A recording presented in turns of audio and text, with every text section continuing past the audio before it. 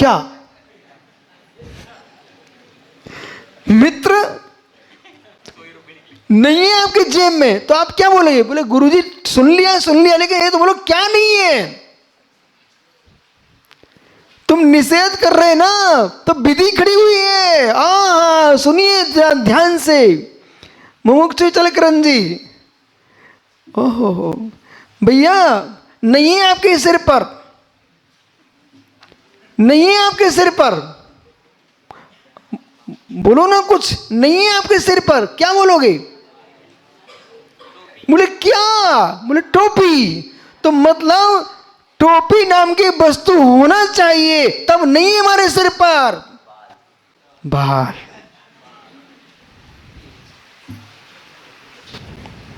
नहीं है सिर पर टोपी, पर नहीं है जेब में, मतलब कोई सामग्री तो होना चाहिए। निर्विचार हो जाइए, निर्विचार हो जाइए, मतलब है विचार। माध्यमिक शून्यवादी बौद्ध वो कहता है सब समृद्धि है, निर्विचार। तो निर्विचार तुम करा रहे हो, मतलब निर्विचार तभी हो सकते हो जब विचार होंगे। जब निर्विचार ही हो तो विचार बोल क्यों रहे हो? बोल क्यों रहे हो? बिना विचारों के निर्विचार शब्द भी नहीं हो सकता। इसलिए आज राकेश साहब समझ में आना चाहिए कि जगत के प्रपंच को मोती मोती पोटियां लिखी इस किसी को देख कर हमको प्रभावित नहीं होने का, हमारे पास वस्तु तत्व का निर्णय होना चाहिए। किसने कब लिख के रख लिया है ये पोथी प्रमाण नहीं होती है, वस्तु स्वरूप क्या है ये समझना चाहिए। निर्विचार, निर्विचार। इसलिए हम जो है निर्विकल्प ध्यान की बात करते हैं, पर निर्विचार होने की बात नहीं करते।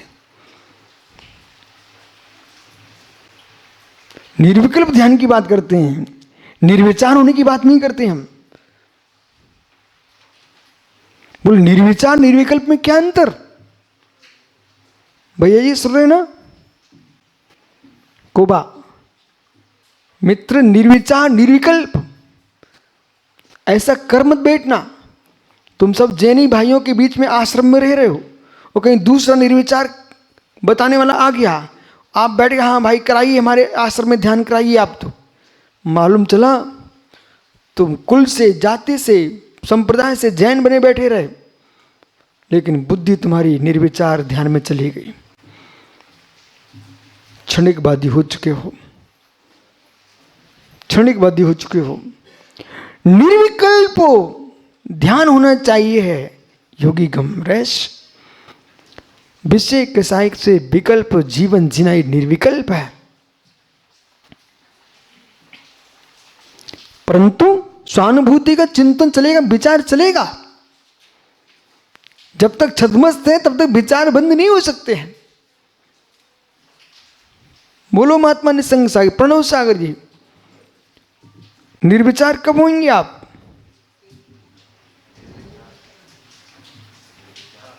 छद्मस्त होगा क्या निर्विचार? नहीं मित्र, तू समझ सदुपयोग का अर्थ। जो सप्तम गुणस्थान में निर्विकल्प ध्यान कहा गया है उसे समझना चाहिए। वो निर्विकल्प किस अपेक्षा से है? ध्यान तो ज्ञान से होता है कि दर्शन से होता है? ध्यान, ज्ञान से तुम ध्यान कर रहे थी तो ज्ञान तो सविचार ही होता है। सविकल्पम ज्ञानम निर्विकल्पम दर्शनम। ज्ञान तो सविकल्प ही होता है, फिर निर्विकल्प कैसा? तो आचार्य जैसे स्वामी श्री समय साजी की टीका में लिखा हुआ है, यहाँ निर्विकल्प ज्ञान से मतलब है जो विषय कषाय के विकल्प पूर्व में चलते थे उन विकल्पों का अभाव हो गया, इसलिए निर्विकल्प है। लेकिन स्वात्मानुभूति का विकल्प का अभाव नहीं हुआ तो अंदर चलेगा। विचारोर्थ व्यंजन योग संक्रांति। इसलिए षटखंडागम, षटखंडागम, धबला जी, राज वार्तिक, श्लोक वार्तिक, ये संपूर्ण ग्रंथों को गंभीर रूप से अध्ययन करो। बहुत अच्छे से समझना पड़ेगा। तब सोले के भोजन तक ही साधना मत छोड़ देना। सोले का भोजन करना, शुद्ध भोजन करना। शुद्ध भोजन नहीं करेंगे वे त्यागी को भोगभूमि में चले जाएंगे अथवा देव दुर्गति हो जाएगी। इसलिए शुद्ध भोजन ही करना है। शुद्ध कुएं का पानी और शुद्ध घर के चक्की आटे की और शुद्ध घृत, शुद्ध दुग्ध आदि संपूर्ण शुद्ध होना चाहिए। परंतु इस शुद्धि के साथ साथ जिनसे नहीं है आज तो मित्र, इस शुद्ध भोजन के साथ वो भोजन शुद्ध भावों की शुद्धि के लिए रखें, न कि दिन भर भोजन की शुद्धि में बुद्धि लगा लें। तो उपयोग क्या किया तुमने? सुबह शाम शुद्ध बुद्धि में, भोजन में ही शुद्धि नहीं लगाना। शुद्ध भोजन करना है मित्र, चाहे सिकड़ी से लो मित्र, लेकिन सिकड़ी में ही जीवन नष्ट नहीं कर देना है। सिकड़ी का भोजन कर अच्छी बात है, लेकिन वहाँ तुम्हारा विकल्प नहीं आना चाहिए। तुमने सिकड़ी मंगाई, कोयले जले, आपका उद्दिष्ट त्याग प्रतिमाधारी हो, तुम्हारे उद्देश्य से कुछ होना नहीं चाहिए, उन्हें स्वयं सिकड़ी का बनाना चाहिए। बराबर ऐसा आगम कहता है। अब मालूम चला कि कोई जीव है, अब उनको इतना विकल्प हो गया तो उनको चक्की भी लेके चलना पड़ रहा है, कोयला भी लेके चलना पड़ रहा है, बड़े बड़े ट्रक गाय भैंस लेके चलना पड़ रहा है। बोले भाई हमारा शुद्ध भाई महात्माओं, तुम्हें गाय भैंस चारा नौकर तुम्हें सब लेके चलोगे तो ये बताइए विकल्पों से तुम भरे पड़े, आप निवृत्ति मार्ग पर चलने वाले, प्रवृत्ति से दूर नहीं हो पा रहे हो, बाह्य प्रवृत्ति में लगे हो।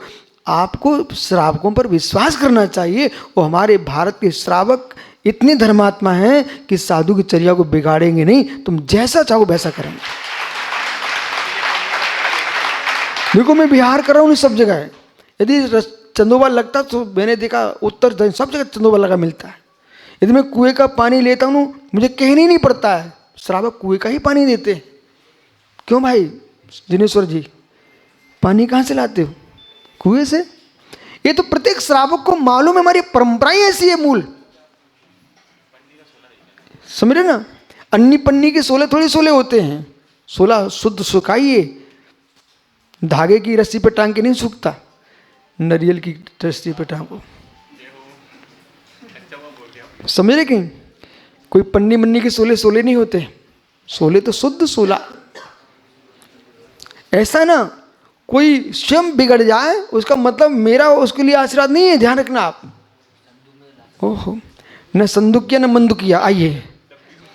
आइए मूल विषय पे आइए। तुम बाहर जा रहे हो तो मतलब समझिए 16 का होना ही चाहिए, पर 16 के चक्कर में परिग्रही नहीं बनना चाहिए। विषय समझिए। आइए, निर्विचार हो जाएंगे तो शुद्धोपयोगी नहीं बन सकता। बालक सुन प्रणव सागर जी, मित्र निर्विचार हो जाएंगे तो शुद्धोपयोग बनेगा ही नहीं। निर्विचार नहीं है, निर्विकल्प है। निर्विकल्प, अन्य विकल्पों सुनने, इसलिए निर्विकल्प है। जैसे आप निर्गंत हो, किस बात पर निर्गंत हो? आपने वस्त्र आभूषण सब त्याग कर दिए, इसलिए निर्गंत हो। आप भी निर्गंत हो, लेकिन निर्गंत तो 12वें गुणस्थान में होते मुनिराज। अपेक्षा लगाइए, जितने मुनिराज हैं सभी निर्गंत हैं, सभी निर्गंत हैं, 5 ही निर्गंत। समझ रहे कि नहीं? सुनिए ध्यान से। पुलाक, बकुश, कुशील, निर्गंत, स्नात का निर्गंत था। बराबर सूत्र है। पुलाक, बकुश, कुशील, निर्गंत, स्नातक निर्गंत था। ये अंत में निर्गंत क्यों लिखा? जब बीच में निर्गंत बोल चुके थे तो अंत में निर्गंत क्यों लिखा उमा स्वामी महाराज ने? जो पुलाक है वो भी निर्गंत ही है, बकुश है वो भी निर्गंत ही है, कुशील है वो निर्गंत ही है, निर्गंत है वो निर्गंत ही है, स्नातक है वो भी निर्गंत ही है। ये 5 निर्गंत हैं। तो जो बीच में जो निर्गंत बोला था वो क्या मतलब है, उसका मतलब समझिए। ऋषि, यति, मुनि, अनगार, ये मुनिराज के भेद हैं। जो रिद्धिधारी मुनि होते हैं वो ऋषि होते हैं। जो छपन श्रेणी उपम श्रेणी चढ़ते हैं वो यति होते हैं, ठीक है। और जो 12वें गुण स्थान में है वे मुनि हैं, वो निर्गंत है। और अनंत भगवान हैं, वे स्नातक मुनि हैं। जो वर्तमान की जो मुनिराज हैं, जो रिद्धि भी नहीं है, श्रेणी भी नहीं चढ़ रहे हैं, 12वें गुणस्थान में भी नहीं है, अनंत भी नहीं है, फिर भी मुनि हैं। वे कौन से मुनि हैं? अनगार। जिनेश्वर जी, वर्तमान में जो भी मुनि हैं वे सब कौन से मुनि हैं? अनगार। कब तक? भावागार। आप कहेंगे महाराज जी आप तो रह रहे, आगार यानी मकान, बोले आप तो रह रहे धर्मशाला में। मित्र, धर्मशाला से मतलब भावागार। रह रहे हैं, चले जाएंगे। कितनी सुंदर बन रही, कब मिटेगी, कब बनेगी, ये कोई प्रयोजन नहीं है, फिर चले जाएंगे। जिनका निज का घर नहीं है भी अनगारी हैं। वो अनगारी भी अपने अपने मंदिर, मठ, धर्मशाला बना के, तीर्थ स्वयं के बना के बैठे हुए हैं, उस पर पूरा ममत्व रखते हैं, पूरी देख रेख लेन देन कर रहे हैं। तो मित्र, वे अनगारी भी नहीं बचेंगे। आगम से बोलना भाग, किसी पे लक्ष्य मत ले जाना। यदि जिनेश्वर जी मुनिराज बन गए तो अनगारी मुनि बनेंगे, पंचम काल है। यदि इन्होंने अपने स्वयं के स्थान निश्चित कर लिए और पूरी देख रेख कर रहे हैं, वहीं रहते हैं, कहीं जाना भी नहीं चाह रहे हैं, और मित्र जगह जगह से द्रव्य इकट्ठा करके वहीं भेज रहे हैं, मित्र आगम की भाषा में आप नंगे हो सकते हो, अनगारी नहीं हो।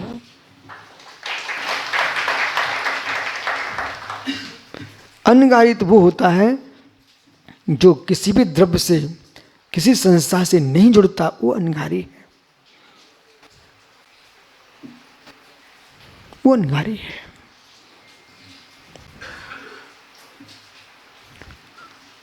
फिर ये समय सार का योगी, अब आप कहो ये ग्रंथ पढ़ो मत, श्रावकों को सुनाओ मत, मित्र तो छल हो जाएगा, ये छल हो जाएगा। नहीं, सुनना चाहिए, पढ़ना चाहिए और समझना चाहिए, और अपने जीवन में पुरुषार्थ करना चाहिए कि हम वीतराग मुद्रा में हैं। जिनालय का आकार दिया है और जिन्हें प्रतिमा विराजमान नहीं किया आपने, तो मित्र मंदिर जिनदेव का है, मंदिर जिनदेव का है। जिनेश्वर जी, मंदिर जिनदेव का है और जिनदेवी को विराजमान कर दिया, तो लोगों के साथ छल हो जाएगा। बोले कैसा? बोले भगवान के नाम पर मंदिर बना हुआ है, अंदर मूर्ति तो भगवान की है ही नहीं है, बराबर। इसलिए श्री जिनालय में जिनदेव की प्रतिमा होना चाहिए, वही जिन मंदिर। फिर बाबा साहेब, दृष्टम जिनेन्द्रि भवनम भवितापोहारी। कल मैं जा रहा था, आदिनाथ स्वामी की प्रतिमा बहुत दूर से दिखने लगती है, और जैसे भगवान दिखते ना तो सहज ही सिर झुक जाता है। तो जैसे भगवान दिखे मुझे, मैंने यूँ कर लिया रोड से ही। तुम्हारे साथ चल रहा था भाई राकेश शाह, वैसे इधर देखता है, बोले कोई यहाँ है नहीं है, ये नमस्कार किसको कर, गन्ना के खेत को कर रहे क्या? भाई मैं मिथ्या दृष्टि नहीं हूं, आप गन्ना के खेत की बात कर, मैं पर्याय की प्रकटता को नमस्कार करता हूं, द्रव दृष्टि को मानता हूं। पर्याय की प्रत्यय सत्य को स्वीकार करना पड़ेगा। बंदनी पर्याय की प्रत्यय सत्य होती है मित्र, अन्यथा सुअर को भी वंदना करना पड़ जाएगी। जो पर्याय प्रकट है वही वंदनीय है। द्रव दृष्टि से नरक का, नारकी भी भगवान आत्मा है, लेकिन वंदना का पात्र नहीं है। तो मैंने कहा मित्र तुम आश्चर्य से क्यों देख रहे हो? बोले नमस्कार है मित्र, नमस्कार। हम यहाँ से सिमंदर स्वामी को भी कर सकते हैं, या हमको सामने बृहस्पतिल तीर्थ पर भगवान ऋषभदेव की भगवान की प्रतिमा दिख रही है, मैंने उस प्रतिमा को नमस्कार किया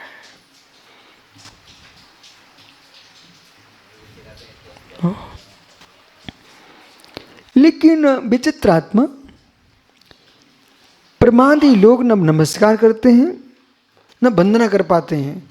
एक कमरे में बैठे बैठे बहाने बनाते रहते, मैं वंदना कर लूँगा यहीं से, मतलब यहीं से वंदना कर लोगे तो यहीं से उनके लिए ऐसा कहना है, ऐसा करो ना, आप ध्यान कर लो, मैं आहार कर रहा हूँ, पेट भर चुका है, बस डकार आ गई है। क्यों अपन व्यर्थ में घूम में श्रावक के घर पानी में भागते भागते जाएं? तो उनका जैसे नियम आहार देने का होता है, तुम्हारा भी नियम होता है कि भगवान की वंदना करने जाओ। हो, ये कलयुग है, तो कलयुग के लोग बड़े विचित्र होते हैं, इनको इस पर समझाना पड़ता है। कितना विवेक के साथ बोल रहा है, बोले मैं यहीं से वंदना कर लूँगा, क्यों मैं पहाड़ पे जाऊँगा, क्यों मंदिर में जाऊँगा किचकिचे में।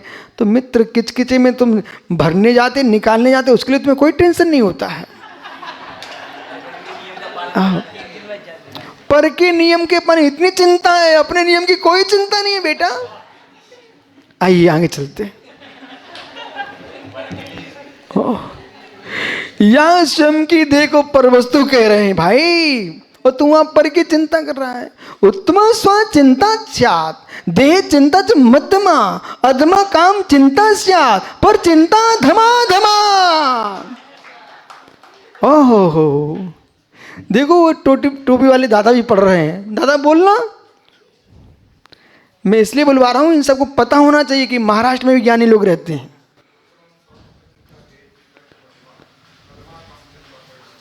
बहुत बढ़िया, देखा, कोई ये ना सोचे जगत में ज्ञानी नहीं है। उत्तम स्व चिंता स्यात्, देह चिंता च मध्यमा, अधमा काम चिंता स्यात्, पर चिंता धमा धमा। उत्तम पुरुष निज आत्मा का चिंतन करते हैं, चिंता करते हैं। अधम लोग शरीर की चिंता करते हैं, मध्यम लोग शरीर की चिंता करते हैं, अधम लोग काम विकारों की चिंता करते हैं, और धमाधम वे होते हैं जो पर की चिंता करते हैं। इसलिए हमको धमाधम नहीं होने का।